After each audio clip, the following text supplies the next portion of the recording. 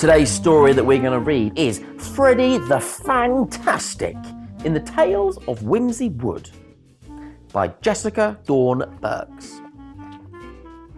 Freddie was a vampire. He lived in Whimsy Wood. The other vampires slept all day, but Freddie never could. Vampires love to drink blood. It's what they'd always choose, but Freddie did not like the taste and preferred blackcurrant juice. Freddie loved the sunshine. He didn't like the gloom.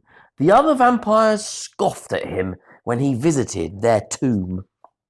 Freddie felt that he was different, and his dreams were quite unique. He wanted to care for the forest folk and help the infirmed and weak.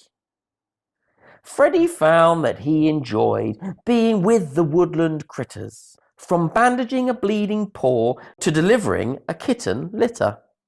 Freddie wanted to heal and help the creatures of Whimsy Wood. He longed to aid the injured and ill and support them to feel good. When Freddie told his family of his passionate profession, they said to Freddie, "That is it.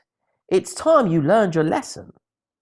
We are vampires. We drink blood. We sleep during the day. We wake at night like vampires should. This is the only way." If Freddie tried to help in secret, they would shout and scold.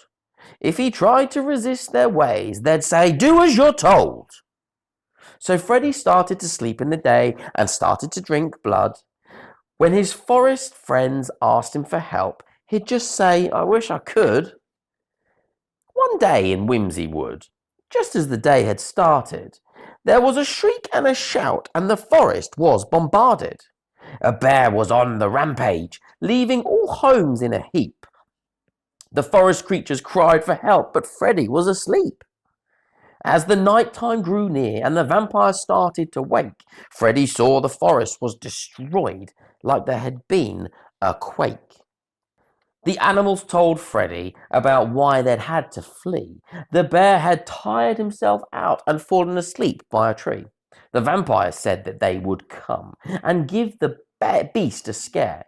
They would sneak up while he was asleep and they would bite the bear. The vampires swarmed around the bear, but before he could come to harm, Freddie stopped and shouted, "Wait! There's a thorn stuck in his arm." He turned and said to the other vampires, "Please put your fangs away. This bear has clearly hurt himself. Please let me try my way." Freddie gently pulled the thorn, and soon it was expelled. To the vampire's surprise, the bear woke up and yelled, "Thank you for removing that thorn. It's been causing me such grief. The pain has gone, and with your help, I finally have relief." The bear looked around at the forest with all the broken trees, and he said to Freddie and the others, "Did I break all of these? Usually I'm a kind bear. I am gentle and a sage. But the pain of the thorn in my arm must have driven me to rage. Thank you for helping me while I was going through such stress. I will work back through the forest and I will fix all of the mess." The bear was true to his word and fixed all that he'd smashed. And once he was satisfied, he left the forest unabashed. The vampires had realized that Freddie had a gift. His kind and caring nature helped their opinion shift. "Freddie, you're fantastic. And now we have agreed that the forest needs a gentle soul to help those that are in need.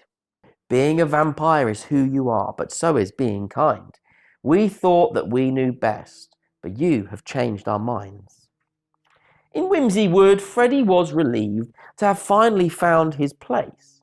The creatures he had helped in the past built him a healing space. His fangs were sharp, but his heart was kind, and all the creatures knew that if they ever hurt themselves, Freddie would know what to do. He stitched up all their wounds and dried all of their tears.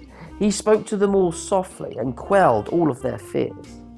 When Freddie lived his vampire life, he always felt alone. But Freddie the Fangtastic finally found himself a home.